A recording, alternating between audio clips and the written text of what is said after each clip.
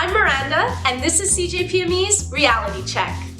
Hats off to Neil MacDonald for the article he wrote for the CBC last month. Forget the slippery slope, he says. Israel is already an apartheid state. Yup, you heard me right. The CBC's Washington correspondent for 12 years and Middle East journalist for 5 years just called Israel an apartheid state. Some, like me, just think of it as calling a spade a spade. But to be accurate, MacDonald uses the more rigorous duck test. You know, if it looks like a duck, swims like a duck, and quacks like a duck, then it's probably a duck. And MacDonald quotes only primary sources.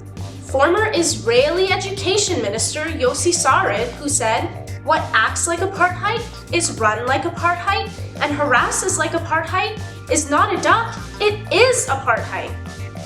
He also quotes former Israeli Prime Minister Ehud Barak, who said, "If we keep controlling the whole area from the Mediterranean to the River Jordan, where millions of Palestinians cannot vote, we'll have an apartheid state."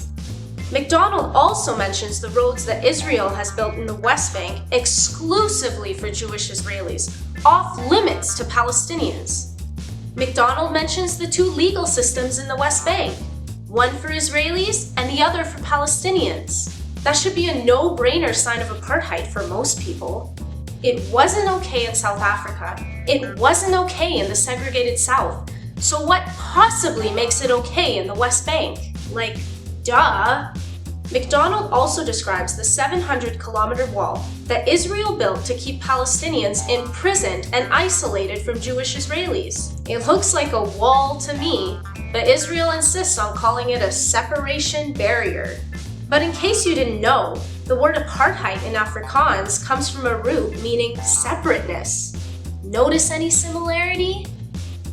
So in Israel, as MacDonald demonstrates, people can talk openly about their long slide down the slippery slope to apartheid, but in Canada, calling Israel an apartheid state is radioactive, says MacDonald.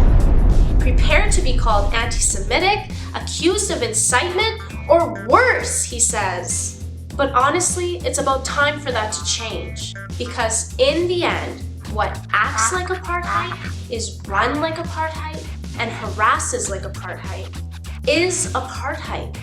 Don't take it from me, take it from the Israelis, like Yossi Sarid, Ehud Barak, Ehud Olmert, Yitzhak Rabin, Isaac Herzog, Zippy Livni, Abraham Berg, Yossi Belin, Yesh Atid, Ofer Sheila, Amos Shockley, Yossi Kerensky, Amnon Rubinstein, Dan Merriman, Evel Diskin,